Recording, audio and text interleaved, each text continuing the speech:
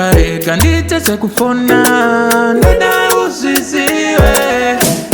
ndakangona picture rako pa IG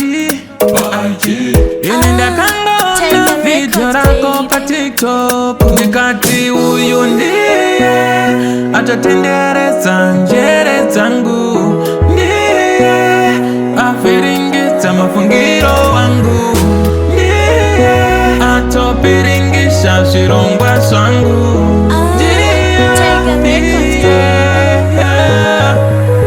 Ndorizio chandisema muchitinda kashiba Ndorizio chandiramba nikutandina mota Tena inokeswa wani kana mota inotengwa wani Marino Shanba Baby chimba fufufu Mamu wana makomori kuchi fufufu Ndini ndiri kukukuta Hapo ya kwa hiri kunga pratika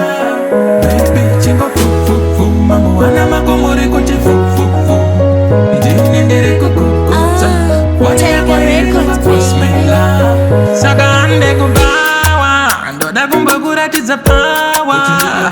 Ndoda kukutengera Swinu shesa cha unafarira Ndoda kumbagochesa Ndisati ndakutengera mapia pia Ndoda kumbabilivisa Ndisati ndapinga pia pia Mwana iwe Mwana iwe Mwana iwe Mwana iwe Ndati chingo fufufu Kana mwana makomori kunchi fufufu Ndini ndiri kukukuta Wani ya kwa hiri kunga pratika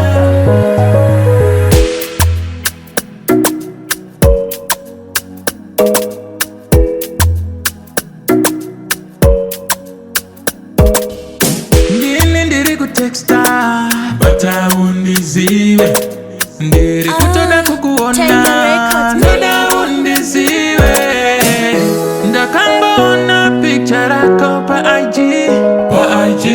Ini ndakangona video rako pa TikTok Ndikati uyu ndiye atatendereza njere zangu Ndiye achaviringiza mafungiro wangu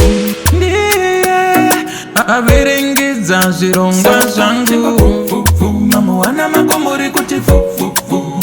Ndini ndiri kukukuta Apo ya kwiri kungo pratika Baby chingo fufufu Mamu wana makomori kuti fufufu Ndini ndiri kukukuta Wani ya kwiri kungo voicemaila Ndikati uyu ndiye atatendereza njere zangu Ndiye achaviringiza mafungiro wangu Viringisha zirongwa zangu